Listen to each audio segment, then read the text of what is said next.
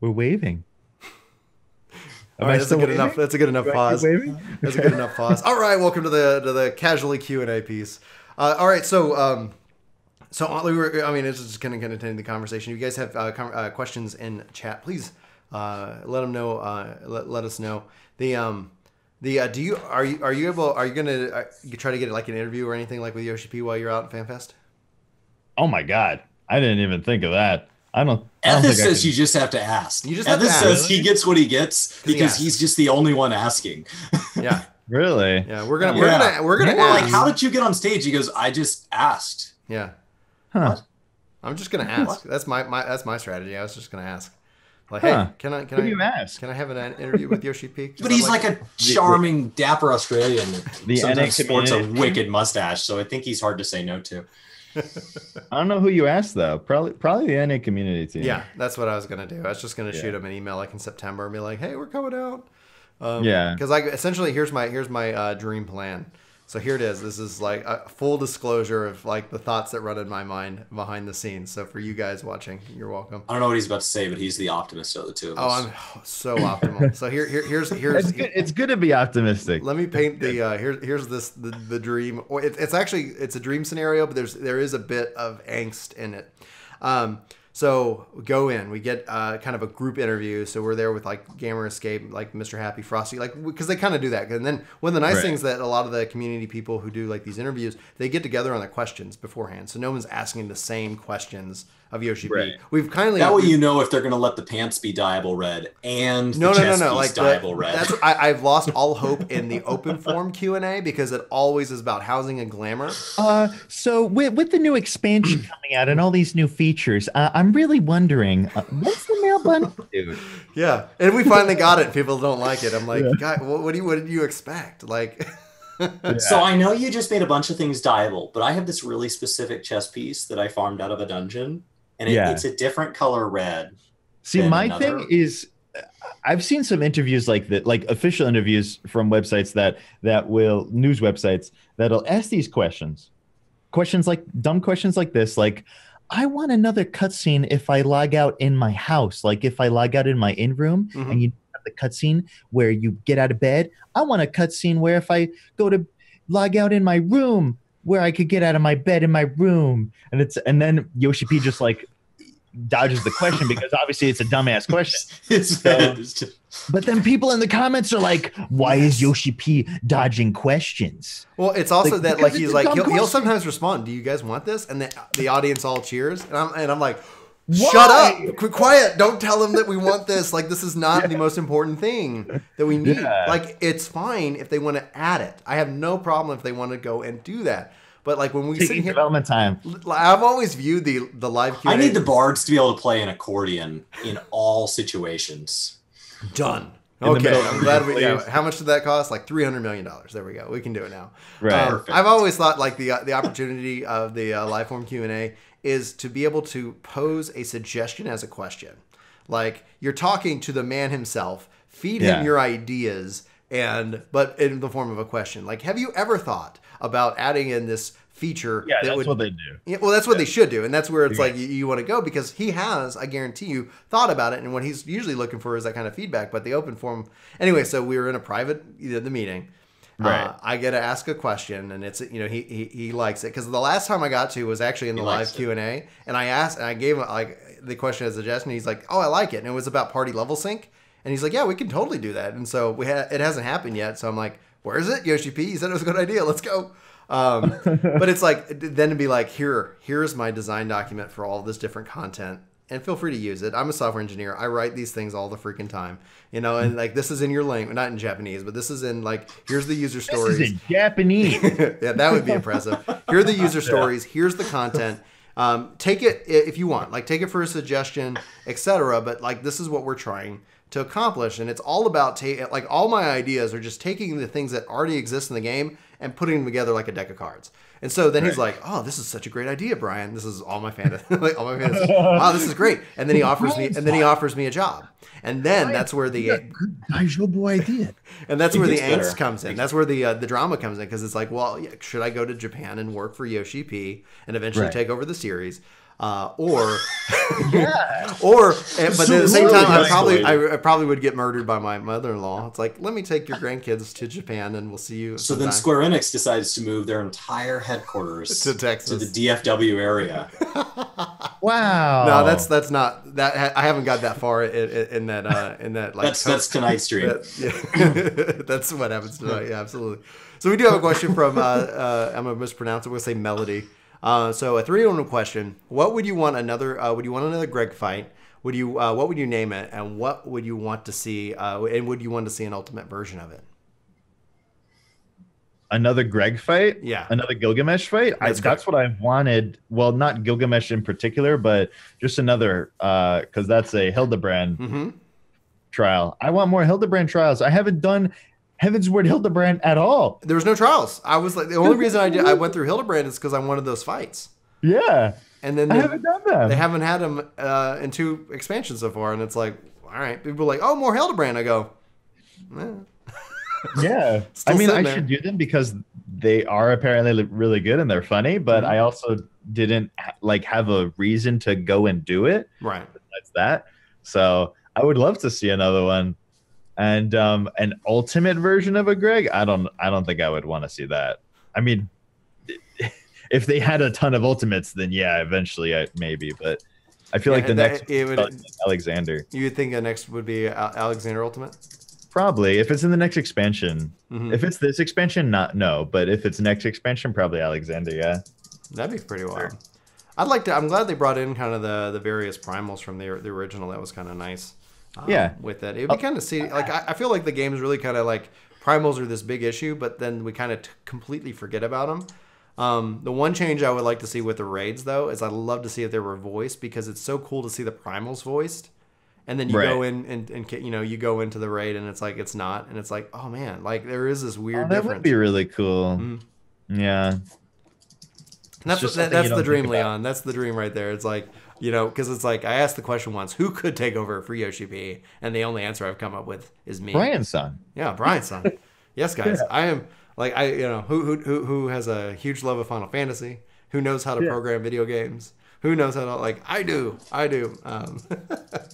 Oh man, the only weakness is I don't speak Japanese. Yeah, you gotta learn Japanese. I would, and I was like, for the right job, I would learn Japanese, and it's totally far fetched. It's completely me hallucinating, but I wonder how long it would take if you really tried really hard and put a lot of time and dedication into it to learn Japanese. I think it would take me a couple of months, but I'd have to be in Japan. I studied French in high school, and I got decent at it, but no one else outside the class spoke French. And so you lose it. You lose it. And it just becomes like, all right. And so it's kind of like, the thing I should have studied was Spanish because I live in Texas. And that's where they speak Spanish. And it's like, I could have been practicing all throughout the rest of my life. I took sign language. My brother and sister took sign language, and I didn't. I was like, I should have taken sign language so I could have talked with my brother and sister. They're all over there at family dinners, like da da da da da da. It's pretty cool. I took German because I heard it was the easiest if you speak English. That was my legitimate reasoning, and because English is Germanic, and so Brandon's little brother was my college roommate. That's not. Brian's little brother, Brandon. That's how I know him. It's a bunch of bees. Yeah. And so I all bees. Same thing. Same thing. I respond to both. Like people are, hey Brandon, what's up? Brandon learned sign language. He goes, so why'd you pick German? I said, because it's the easiest. Why'd you pick sign language? He goes, well, I figured one day I was going to have children, and it was way more likely that one of my kids was more deaf than speaking German. And I was like, wow, that's so clever. Like, that is so much more useful. Brain. They're just thinking. That's thinking ahead. That's probability. Way to plan ahead. Wow. All right. So Kimmerstraw has a question. He says, "Do you have any advice on what is safe to branch out on your YouTube channel to include other games when your channel is mostly built around a particular game? I was happily surprised when I saw you play Doki Doki, for example." If you have a magic thing to tell me about that too, I would love to hear it. It's difficult to branch out to other games. Well, that's kind of thing. People are like, "You're a 14 channel." I go, "No, I've never been a 14 channel. I'm a RPG channel. Like if I was going to classify it, that's what I'd say I am." But yeah, it's like I do post about the games I'm playing and love, and it's like that's what I'm going to keep doing. The best thing is to grow, it's good to niche down, but then eventually you need to branch out again. Mm-hmm. I still struggle with that too on YouTube. Like if I make a 14 video, it'll get 10 times as many views as if I make a video on not 14. Right. Even though I put the same amount of time into it. Yeah. So to jump on, here's my advice to you, Larry, who is much bigger than us. Let me give you my thought. If you'd like to be our size one day. Yeah. you guys have good advice. No, so here's what we talk about. I kind of think of it as because I like it. I don't like to think of them as viewers or followers or whatever. I like to think of it as a community. And it's a community surrounding games and conversation. That's just how I look at YouTube. And so with that in mind, I say it takes about 50 videos to build a community. Because if you're interested in, Warhammer, for example, Chris likes Warhammer. So we cover it on the channel and it gets a couple hundred views. And for us, we measure the success by the community that's engaged in it. You have to, I think in my mind, you have to feed your community. It's like, and so I think of it as 50 videos to build that kind of community. If I wanted to have more conversation around Mega Man, which I love Mega Man, I literally have some posters that we're going to be putting up. It's Mogman. So it's a Moogle as Mega Man. It's fantastic. Anyway, is that I need to have 50 videos so that when somebody who's being when I'm introducing myself to somebody, it's not like, oh, you like Mega Man? Oh, you talked about him once. You must really love Mega Man. It's like, no. It's like I have a wide range of content on it. And I know it's not going to necessarily resonate all the time, and it doesn't matter. Yep. And that's where you would also focus in on playlists. Because we always talk about trying to respect the audience, not the audience, but the community's their time, and also their notifications, right? Like what shows up on their homepage. And so I'm like, well, if you don't like Mega Man content, that's cool. Like we're going to talk about it because like I'm going to talk about games that I like because and that I'm passionate about because that's who I am.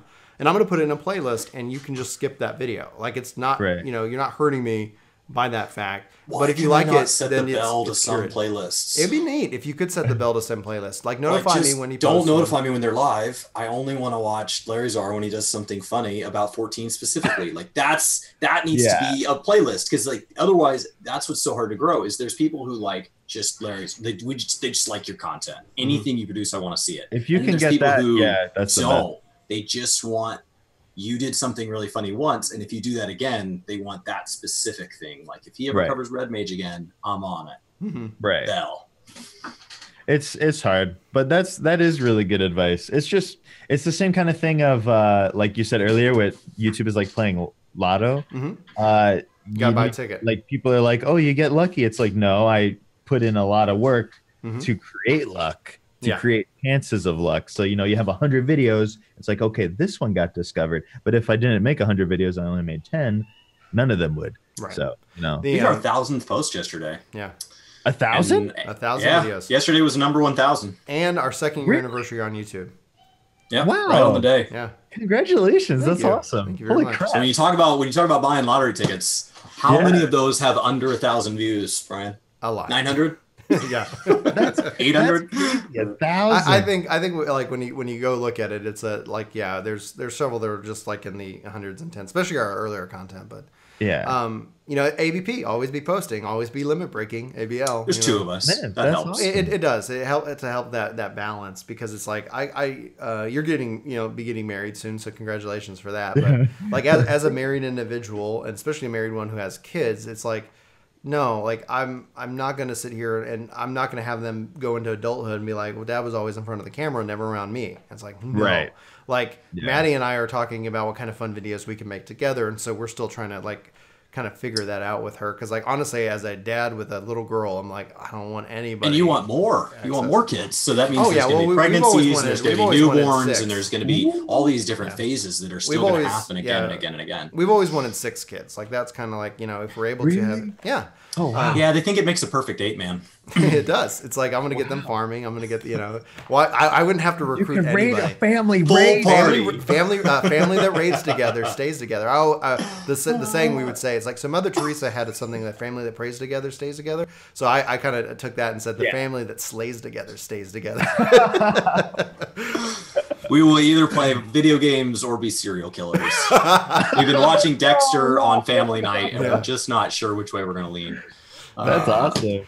So, but yeah, we've always wanted a large family. So it's like it comes down to balance. I think that's for me. Like when we talk about RPGs, like I love RPGs. RPGs mean a lot to me. It helped me as I grew up, taught me how to read really because I'm dyslexic. So I was like, I want to learn, and I love stories about dragons. That's why I think Heavensward excels.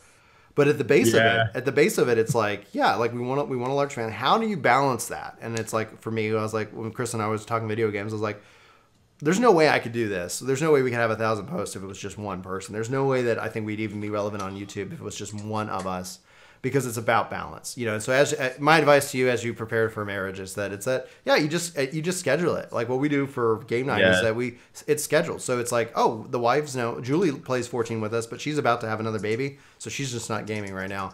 And so it's like, okay, how do we break this down? How do we focus it? And it's like, oh, it's just on the calendar that it's every Wednesday or whatever. This is, you know, just like with a YouTube post, it's nobody's losing out on time. No one's like, oh, I did not know you were doing this, because it's like, well, this is when we do that. That's when it's scheduled. And that's just my advice and my hope is that, especially for other married people or people in relationships, like you can enjoy MMOs. You can enjoy these bigger games. You're not going to be the world first, and as long as that's okay, as long as you're cool with it, then by all means, like go and play and have fun. Yeah, it's definitely like being able to, especially from working from home, balancing the work and home time. Yeah, you have to separate it somehow. Yeah. So, and I've found that the best way is just be like, okay, this allocated amount of time right here in the day, it's work time. Yeah, so I need to work. You know, how do you transition when you get off work? Sometimes I'm still in here, but usually I'll just leave the room. I'll be like, okay, I'm in the room. I'm working, like in my head, headspace. I'm like, okay, it's work time. And then if I'm done with work time, I'm like, okay, I'll leave and I'll go into the living room or whatever. Cool. So. For me, I found that a shower is a really great way to say I was working and now I'm completely off work. That's a good idea. My dad, he's who you might meet because he's coming to me with the FanFest. His theory is that it's that as you work, you know, your body naturally kind of like you sweat and you kind of like at the end of the day, like whether you're doing manual or still like there's kind of a smell that you might not be able to pick up on.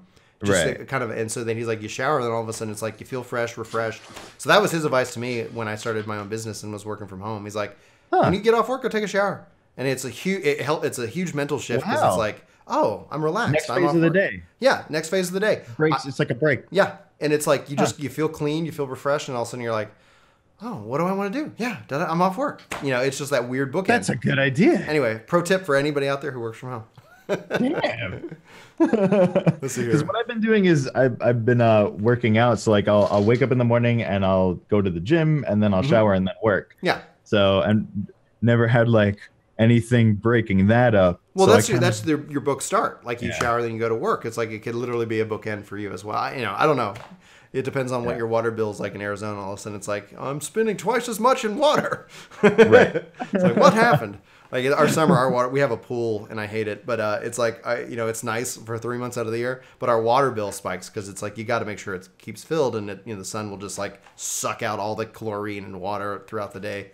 So it's just like, oh, well, we were spending $100 a month in water, and now it's like $300.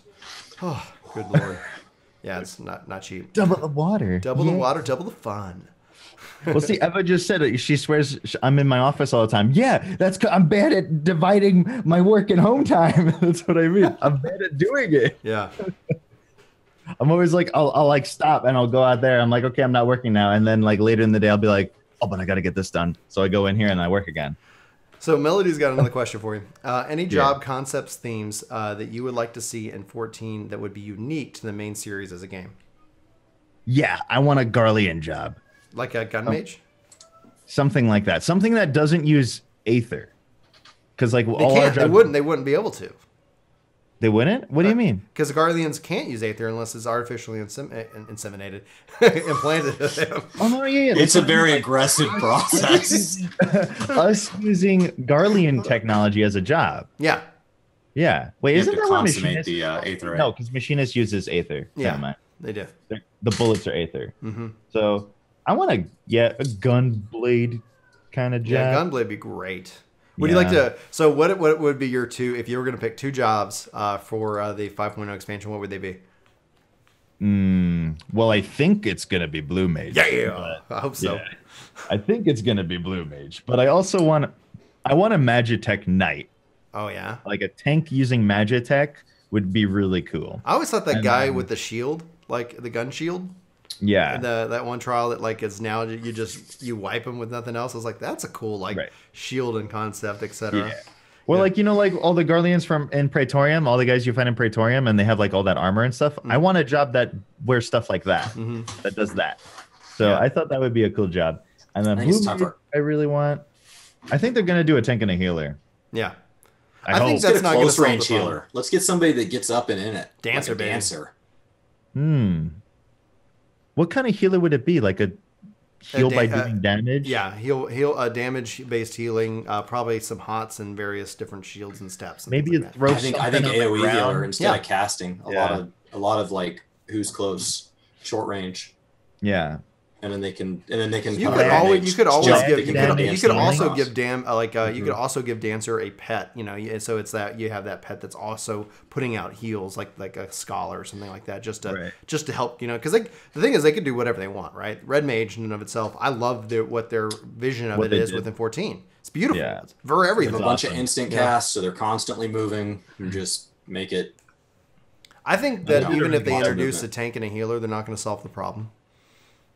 No, they're not going to solve any problems. No, it's like people were like, "Oh, the reason why we have long queue times, the reason it is because they didn't make a tank and a healer." No, that's not it. Like as soon as I'm done leveling my tanks and healers, I'm not running tanks and healers. I would. Yeah. It's kind of like where they could add that like light style system you're talking about, where like every time your experience bar after that fills, you get a lockbox with confetti in it. And that would help.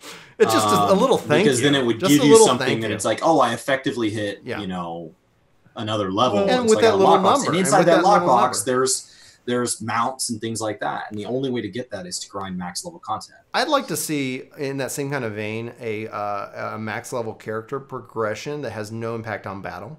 Like increase your movement speed in towns. Increase the little. I would love that. Right, just like these little things that have no impact on battle, because as soon as you introduce something that's going to affect your battle, then people are going to expect it for certain fights. Like, oh, you're not level 1,000, whatever. No, I'm not, because I have a job and kids. Well, etc. they did do how that. Bad would people be if that's how they let you mount in like? They did. They improved. They're like you have to be you have to be prestige level 10 and you can mount Nuldah. Right. Nobody else can. I just think introducing kind of that prestige type of system gives you incentive to keep playing and hitting the leveling roulette. Because, I get this experience and I get the chance of winning these mounts and I get the chance of increase. Like, one of the things I really like about Guild Wars 2 is they have a luck stat, and that increases your magic find.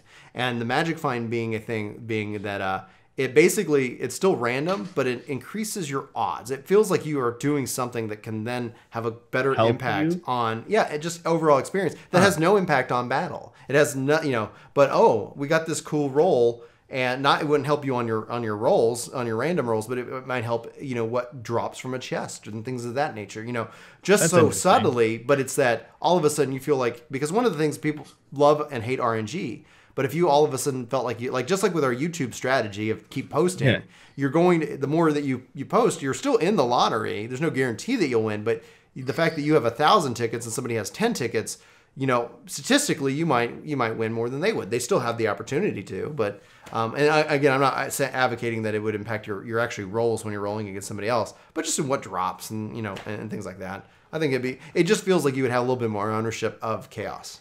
Right. Well, one other thing, I feel like they underutilize achievements. Oh yeah, this guy Chris is definitely. If they just added like more interesting achievements, that would add a ton of games. Do you mean instead of 500 kills, they could add another one for 1,000 kills? No. That's all they do. They just go, "Oh, you did something. You want more? All right, well, we'll just multiply all the existing achievements by 2." Something like go kill turn 13, synced down with this raid comp or something, or like go kill turn 13, sync down with no deaths, or whatever, something like that. Go take off your pants. Take off your pants. That's the one I always use as an example because it's a major stat line and it's a goofy achievement. And what do you get for it? I don't know, glamour clown pants, or like a pantsless achievement, or a pantsless title, or whatever. Like it doesn't matter what the reward is. it just needs to be like, take off your pants and kill this dude. He's synced.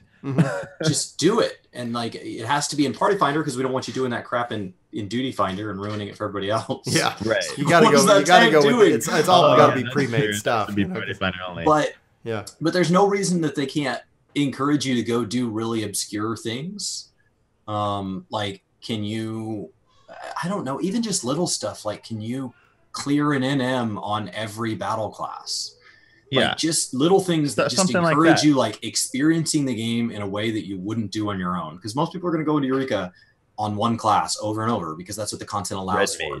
Yeah, they're just gonna red mage until the end of time. But like, you could say, okay, well, if you clear 10 NMs on all the classes, there's going to be this meta achievement, and the meta achievement's going to reward, I don't know.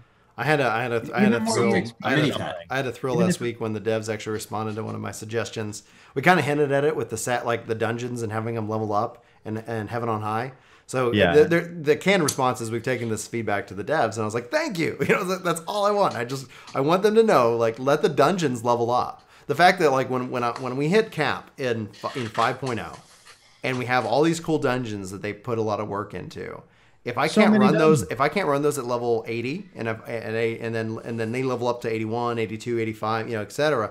Like, let me run those until I can't run, I can't go any further. Because then that essentially says, instead of these 2 dungeons that you're going to run over and over again until you hate them, here's 10 dungeons. Here's 10 new dungeons or 11 new dungeons. Right. And we have over 65. So essentially by the time 5.0 comes out, we're coming up on 90 or 80 or 90 dungeons in the game that most of those don't ever get run again unless you're doing your leveling. So it's the prestige, the savage, and at least do the level cap ones. All the 50s, the 60s, the 70s, like at least those, because those tend to be really widely accepted. Yeah, and also not run much. There's a dungeon I got the other day. I was like, I haven't seen this dungeon in 4 years. And then the rewards are there. Like Kenestrel's saying, like, give us new mounts and stuff. Well, just take the existing mounts and put them in more colors. Why are there not a dozen more Magitechs? Yeah. Oh, how do you get the green Magitech? Well, you have to go do this really obscure gathering stuff. Well, how do you get the blue one? Well, you have to go do this really obscure crafting stuff. Like, just more. You're just taking the existing crap and just it's like more for the sake of it. Time. Yeah, exactly. That's what I'm like looking at, because it's like at the end of the day, if you spend all your development time on incentivizing old content, it's going to get stale anyway. Right. I want the developers focusing on making new mechanics and new things. Everybody does. I think at the end of the day, everybody does. But what can they do to make the system scale so they don't have to spend all this time doing that? And that's just creating dynamically driven content that in and of itself scales to the player base, because they'll never, like, because at some point somebody could say ultimate, like, can we get something harder? Well, why not let ultimate level up? Like, oh, you cleared it. Can you clear somebody's asking for more harder than ultimate? No, I'm just saying that at some point I could see that, right? Well, because it doesn't matter. Like, and then it's too easy or it's too hard. It's like, why not let the player why not let the content the Diablo scale? Rift system. Yeah, the Diablo Rift system is perfect. That's what they should do with How does that work? Oh, So Diablo's Rift system, every time you clear a rift, depending on it has a timer, and if you clear it in under that time, you get to progress. If you clear it in over that time, you're done. And so you have these keys, and you basically, so if you clear Aurum Veil +1 and you clear it in under 20 minutes, then it gives you a key, right? Yeah. And then that key, based on how fast you clear it, it might jump you to level 2, it might jump you to level 3, level 4, whatever. And it gives you another key, and you go back into the roulette and you clear it at level 2 and level 3. I don't want to do Aurum Veil that much. Not Aurum Veil. Aurum Veil is the hardest dungeon in the game. It is the hardest dungeon in the game. And the way you do it the way WoW took that system and introduced it as Mythic Plus is your key is only good for one dungeon. And so, but you only need one key for the dungeon. So out of our 4-man, we would say, who has what key? And it's like, oh, you have level 17 Bardam's Medal, and I have a Hawk Manor 20, and like all these things. And then at the end of the week, we all get credit for whatever the highest level dungeon we cleared was. And then you have a chest that appears, like in your house, wherever. And that chest gives you a reward based on how high you made it last week. Now in Diablo 3, there's like gems and stuff you level. So it's a totally different system that doesn't integrate with anything we have in 14. But the WoW system, you could directly port their version in and say, okay, this is how you get an upgraded version of the Mendacity gear. So you get the Mendacity gear. It's got the same name, same glamour, but now all the stats on it are +1 because you cleared a +5 Savage. And they could even make that progression system separate for just that content too. So if you were worried about it breaking the raid, right? If you were worrying about like, oh, if you haven't cleared Savage Plus Dungeon this and are at this level, you can't go raid with us. They could just make that progression system a part of that Savage Plus system so that you're always able to try to get further and further and further in it. And then, yeah, you get the title and the number by it, but it has no impact on your battle. It just, these are the little, like, I'd like to see a little bit more progression system outside of pure gear progression in 5.0. And that's where my concern is that I'm hopefully going to be done with all my battle classes soon. My concern is that I either set the wrong expectations for 5.0 or I burn out, being that it's just like, okay, like I'm just leveling and leveling. That's all I do. I'm hoping it's not the same only kind of progression that we've always had. I hope there is something else. I think it's a 5.0 will be a really good time to change up the formula a little bit. My concern is that they were burned so bad in 1.0 that they're just like, find something that works, stick with it, don't make changes. Yeah, I don't know. We'll find out. They might end up doing that. So Larry, what kind of alcohol do you drink? Well, my favorite is just a Jack and Coke. Okay. Well, let's get you a Jack and Coke when we see you out in Vegas. Okay. Yeah. I'll probably be drinking a lot of those. Well, I'll pay for all. Well, They're free. Okay. Well, yeah, we can go sit at a table and keep getting them for free. Well, for free, you're going to be paying a huge tax. The penny slots. Penny slots. Yeah, we'll play pennies. Does anybody else in chat? If I missed a question, does anybody have another question for Larry before we wrap up the show? I'm excited for Vegas. I don't know if I'm going to do gambling. I've never done gambling. So. Every time I've been out for FanFest, I haven't had time to gamble. Yeah, I don't think I'm going to be going anywhere. I've gambled a lot in my life at casinos and at tables with friends and stuff. And the way I was taught to kind of compartmentalize that by my parents who gamble a lot is that it's a form of entertainment, like paying $20 to see a 2-hour movie or like paying $15 a month to have access to WoW. So you need to decide how fun it is to you to play whatever game you're about to play, and then sit down with an amount of money you'd be willing to pay for that experience and consider that money lost when you sit down. Okay.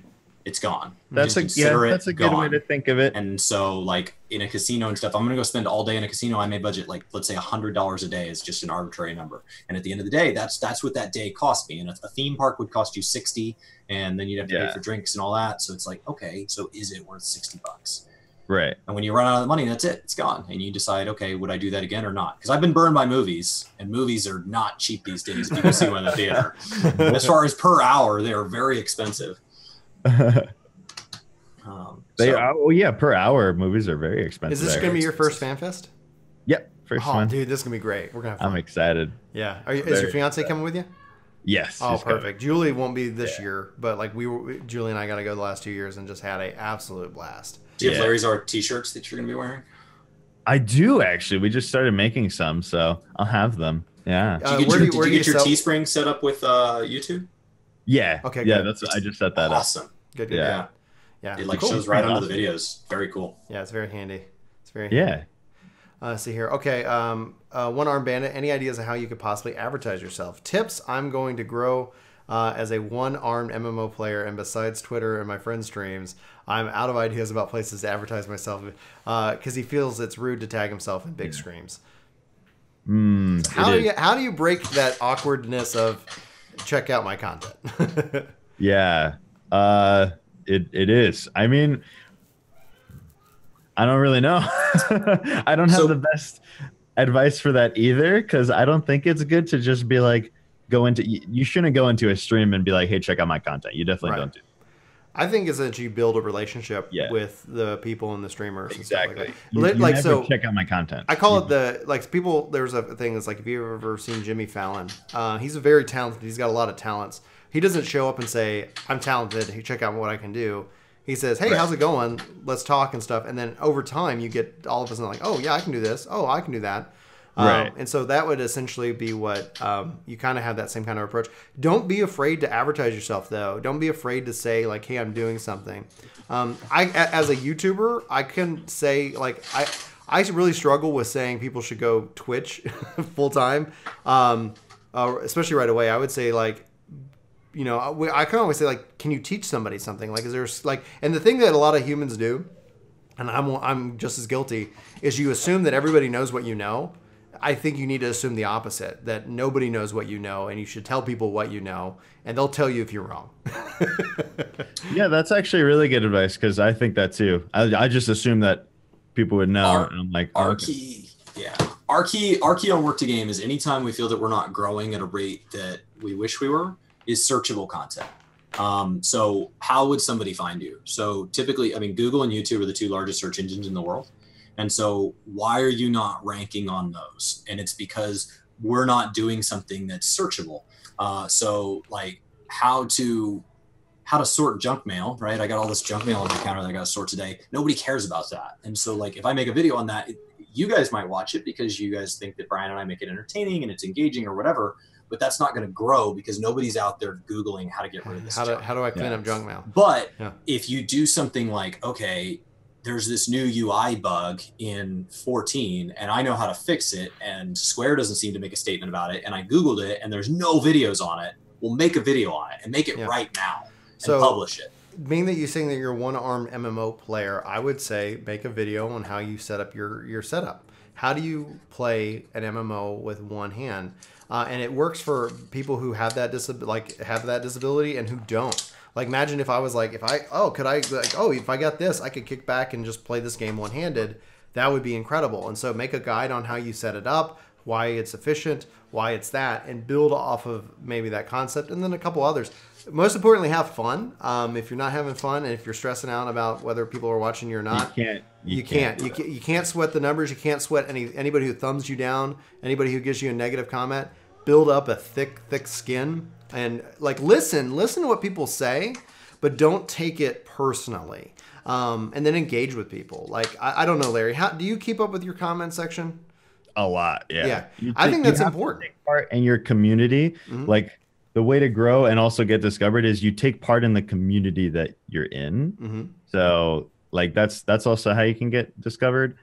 And just like there's like an age-old saying of like, if you want to get $1 million, you help 1 million people. So you don't think of it in terms of the money though. You just, because there's not going to be any money for a long time.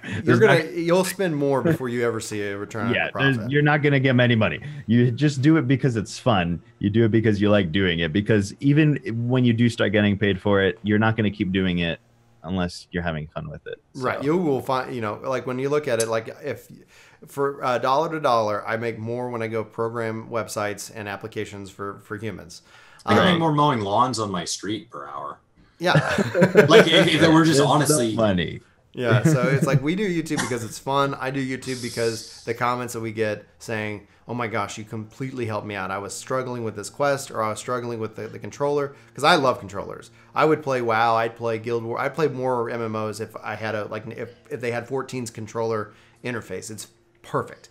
And so it's like that in and of itself is like, and that's kind of where I think most people discovered us from, because it's like, how do you play with the controller? It's like, that's what I do. And then apparently nobody was doing it. So you have a unique market in that one-handed kind of concept. So like run with it, run with where your strengths are. Don't compete unless like we would say is that there's no reason to go and make the same content if we can't either do it better. It's like, can we do this better? What can we do that would add on to it? If you're just going to go into just like any market and say, oh, you guys, we have 1,000 people who make shirts and they can all make it at $5. I can only make a $10 shirt because I'm getting started. Well, how do you make that $10 shirt better? Right. Or you go find a market where somebody's not serving, something, what content, etc. Larry feels and change all your online names to whatever your YouTube channel is. I watch all Twitch as Work to Game now. I go to all YouTube streams as Work to Game now. Yeah, it helps everything. Because when I engage in a community, I don't want to come in and put links and plug myself, but like I do want people to like recognize me as a member of the community. And so like being myself doesn't create name recognition. But I'm saying the exact same comment. Like I really do just go to hang out in Thamriel's stream just to watch Thamriel, and I ask him what he's doing and I talk to him and all that. But then people see that name, and then the next time that name pops up, it might be in a search result, and they're like, "Oh, I've seen that name before." So just be a member of the community, and don't be afraid for people to know you as a member of the community. But I don't plug myself there. Yeah. So what Larry offered, like Larry does comedy. but then at the same time, it's actually also informational comedy. I learn, it's interesting to see like healers adjust. Like, what does that mean? It's like, okay, yeah. It's like, okay, what do you learn from that? Like, I was talking with, we're bringing in my brother again, but I was kind of using the same concept with a friend last night. They got written up at work, and I go, okay, well, let's look at the situation. If you have a friend that you tell a secret to, and then they go tell the world, you have two options. You can either not be friends with them anymore, you can be mad and say, nope, you betrayed me. Or you can actually understand that as an aspect of their personality, and you can use it if you need to. And then they could be your biggest microphone. So it's about understanding people. And that's what I was telling my friend last night. It's like, well, your boss said this. You now know that your boss expects that. You can be mad at them. You can say that it wasn't fair that they didn't know you before. But now, that's the past. You can't do anything about it. Learn about what people and how to then interact. And don't look at the negative things. And that's what I mean by is that you learn more from failure. So don't be afraid to try. We say the phrase when we got started was, we don't have any answers because we don't know the questions. So it's about trying to figure out what works. And like Larry said, it's about having fun. If you're not having fun, you're not going to have fun in 5 years. You're not going to have fun if somebody was paying you $1 million and you're not having fun. It's not going to be worth your time at some point. You might like the money. People always think, oh, the money.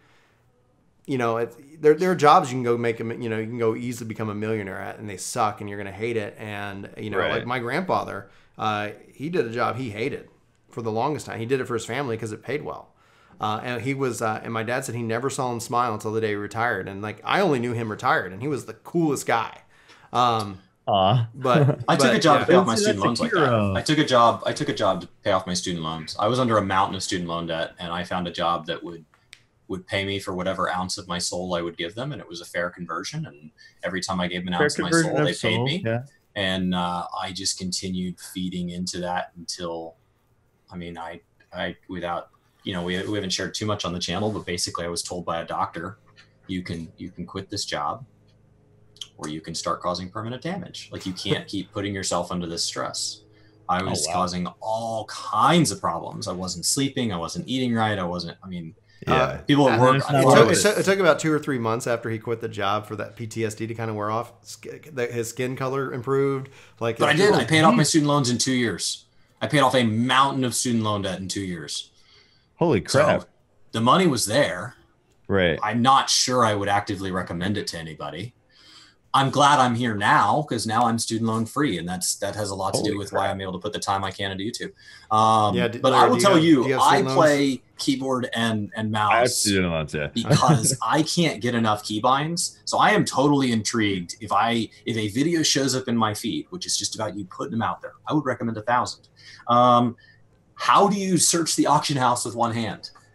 How do you do Savage with one hand? How do you craft with one hand? Like, all these things, because I'm sitting here, I don't even bind turn. I bind, so I do ESDF instead of WASD, so I can free up my pinky. Yeah, because it gives me Q, A, and Z on my pinky. And so I shift everything to the right one because I need even more keybinds. I don't know why Chris hasn't put together a keyboard yet. I do strafe on ESD. I do strafe on SNF, so it doesn't turn. So if my mouse batteries go dead, I am stuck in the direction I'm facing. So I have to play all MMOs with 2 hands, period. And if either one of these devices go dead, I am done. So I cannot imagine playing one-handed, and I am just intrigued by that. And honestly, I don't know what all you're interested in sharing, but I would love to know how to make a sandwich with one hand. I would love to. I mean, there is an entire genre of content where I would just be totally engaged. There was that one-handed picture, like in the pros, like it's intriguing. It tells you that like anything is possible, and it's like teach people like like Chris said, make searchable content. If you're only interested in streaming, I don't know. We have more people viewing the podcast because Larry's on, as opposed to anything else. But it's that I don't consider we're like streaming first. If people want to go that route, I'm going to encourage them, but I can't sit here and tell you how to do it because we're not partnered. But it's like, we're just affiliates, and it's like, okay, here's what this is, and that's what it is. But I like the YouTube piece of it because, like you said, like when you're live, you're only competing. You're competing for those eyes. Right. On YouTube, it's like they can watch it at night. People watch our videos when I'm asleep. You know, it's like I would go look up like Chris Salome if you're into like really chill content. I would go look up Peter McKinnon if you're into really visual content, and I would go look at Casey Neistat if you want that fast jump cut pace and get a feel for how to tell a story. Because if you can, that's it. It's because the other thing is nobody wants to watch us just talk straight into a camera like this. My mom does. But why not? I have a controller, and so so the other thing about growing content is like it just has to be engaging. You don't have to. You're not just relying on only one-armed people to watch your content. Right. If it's fun content to watch, we will all watch it. That is just how YouTube works. But just keep posting and learn to enjoy it. So Larry, you got to get your student loans paid off, dude. Yeah, no, I know. It's a bear. Julie and I got it paid off, and then our house sunk, and then we had to pay that off, and then it's like we finally just got all the housework done. It was just like, I was working at this job, and it was paying well, and the other guys who were making this money with me were like going on trips and upgrading their cars and all this stuff, and like I was working so hard. There were times I was ranking at the top of my sales team, and I was just pushing, doing everything I could for this job, working 7 days a week. And they were like, you drive a Volkswagen Jetta, you live in a 1,300 square foot house that is just in utter disrepair. That's from the 1950s. Like, why are you not upgrading this? And it's like, because my last big bonus check, my wife and I said, okay, how much of this do we need? We sectioned that off. And then I called the student loan people and I said, I'd like to put this towards my student loan. And I just would pay these huge chunks off every time I got a bonus check. Yeah, and you went and got a master's in architecture, which I don't know why. I didn't use it. Well, I did kind of use it. Yeah, kind of. I was selling custom homes. So I was working 7 days a week because people in the luxury market expect every time they call you, like it's 11 p.m. at night. And I just realized that like, I can't remember if my blinds are white or off-white. So they wake you up and like, you have to answer the question. You have to like go to the computer and look it up, and it's just like this constant. Well, I wanted them off white. Why'd you write down white? So this is also shouted at, and you're just being treated like this utter crap of a person. This is also why I'd recommend having a friend that you like to do the like a YouTube channel. Like I respect Larry for him being a solo. It's impressive. But if you're a working, maybe married individual, like it might be something where you want to kind of team up with a friend who might also have the same interest, because you wonder if you go back and look at kind of that first year, there was a point where Chris would come on and people were confused as all get out as who he was, because I was the guy who was like, we get comments that are like, I remember when I used to watch Work to Game before Chris joined Brian, but I came up with the name Work to Game. Like we created it together. Yeah. Like, I used to be here before Chris. That's funny. That is impossible. Yeah, BC. It's Work to Game BC before Chris. Is like, we did the podcast. Like we started with the podcast. That didn't work because nobody, it was like nobody cared. Nobody knew who we were. And so it's like, well, and then, you just make content, and then, you make as much content as you can, but don't lose your soul over it, like, because it can be soul sucking. You see a lot of people burn out. You see... like Larry, do you struggle with that at all? Like burnout or like depression or things like that? I mean, yeah, I think everybody does. Mm-hmm. That's the point, is that everybody has it. The thing is, like, a lot of like, if you get too caught up in the numbers, you're like, oh, why did this one not do so well? You can't really do that, I mean, I just think like with making content, you just gotta create some kind of value. So like if the value is teaching people things, or if the value is making somebody laugh, or the value is a guide or whatever, do you just make some kind of value to people and you value their time? And it's like, okay, I'm making a video that I want to watch. Yeah. You can't expect anybody to watch a video that you don't want to watch. So you got to have fun making the video, and you got to be able to watch your video over and over and over again. Otherwise, nobody's gonna watch it either. Yeah, I want like a kind of like a note to share, kind of on a personal level, is that kind of we also have a rule, like if you're not feeling it, don't post. It's like I've done that. Like I'll be like making something and I'll finish it. I'll put all the work in and I'll finish it. And I'm like, this video sucks. Yeah. I'm not putting it up. Yeah, and don't worry about like you'll have that. Like I think I have what I call blue days, like 2 or 3 kind of a year. I'm a generally joyful person, but Yeah. You know, it happens. It's like, you know, and there's no rhyme or reason to it. It's a chemical thing within the brain. For me, I exercise a lot and I like to run. That's something that I learned because depression can run in my family. And so it's like, it's something that I've learned to kind of help manage and as a part of it. And it's just that, but if I'm sad about something, honestly, I think if I did, we'd get more subscribers and viewers based off like YouTube. You want to be either like super excited or you want to hate something. There's no like you don't want like if nothing else, like you can come in completely reasonable, but your thumbnail and title have to be "This is the best" or "Why this is dying." Really, one video on like our top 20 most viewed videos that is not overwhelmingly excited or overwhelmingly disappointed. Yeah, Really? And that's how to link your Fortnite account. We don't play Fortnite. I mean, we play Fortnite. I play but not Fortnite. well and not regularly. I love it. I love it on the Switch. I just kind of did that because I was like, "Oh, cool." I play it, but like Yeah. we're not like I'm not an expert. I've never won. Yeah. Like, I've spent a ton of time on it, but like as far as like our content goes, you talk about those 50 videos. We don't have 50 Fortnite videos. Right. Well, that's just one of the, like, you'll get those outliers that just kind of run. Larry, we got one more question for you. We're going to wrap up here because it's been like this has been fun. I really appreciate you coming on. Yeah. So Camershell says, so how much time do you spend editing a 5-minute video roughly these days since you have experience? It's usually like 100 times however long the video is. Yeah. So like even if you just think of like a basically video, for instance, like, you know, the intro where like it'll say like it'll have some kind of segment in the beginning and then it'll go to the title screen or whatever. Yeah. That little segment maybe took me like 5 hours. So, you know, like I'll end up spending like all day on just like a 30-second segment of a video. So it's just however long it takes me, pretty much. It takes a really, really, really long time depending on what video it is I'm making. Yeah. So yeah, that's why we look at it at various different types. Like, what's the goal of the video? So we brand it. Like, that's why I say playlists are huge. Like, is it this kind of video? Is it like we have a state of the game, which is kind of my goal for state of the game is to kind of go up and be like a game theory at some point where it's like I want to take that essay, that in-depth analysis, and really kind of put it together with really fun visuals and things like that. We're not there yet, but that's when I think of like where I want to go with that kind of video. But then there's also videos with me talking to the camera with maybe pictures or things like that. And there's different, you know, so. And that's less editing time. Oh man, it's like, it's fun because it's like those sometimes are like the easiest and you can get them out and they get a lot of traffic. And then I'll go when they get a lot of traffic, it feels like cheating. It does because it's like I'll spend 20 hours on a video and it'll get 200 views. And then I'll crank one, like, it'll be like day one patch notes. I'll watch the patch notes, read them into the camera, and it'll be like 4,000 views. Yeah. I'm so confused. So, anybody got, Chris, you got any other thoughts? Larry, do you got any other thoughts before we wrap up the Q&A? About what? Anything. Just, you know, it would be like, and bye, everybody.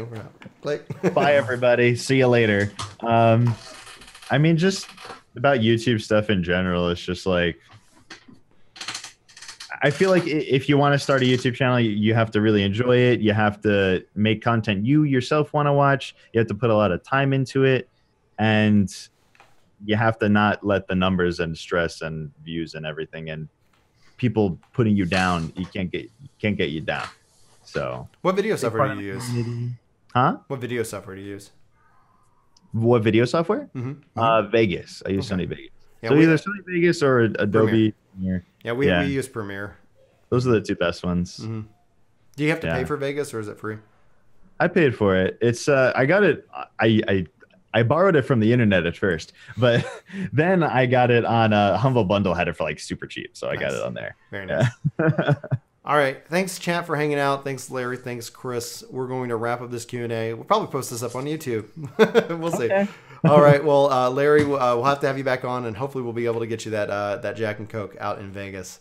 So, hell yeah. Heck yeah, awesome. Man. I haven't had a drink in a long time, so I'm looking forward to having a little whiskey. Oh, boy. A little whiskey. Get a little crazy. Oh, boy. Oh, boy. All right. Bye, everybody. Bye.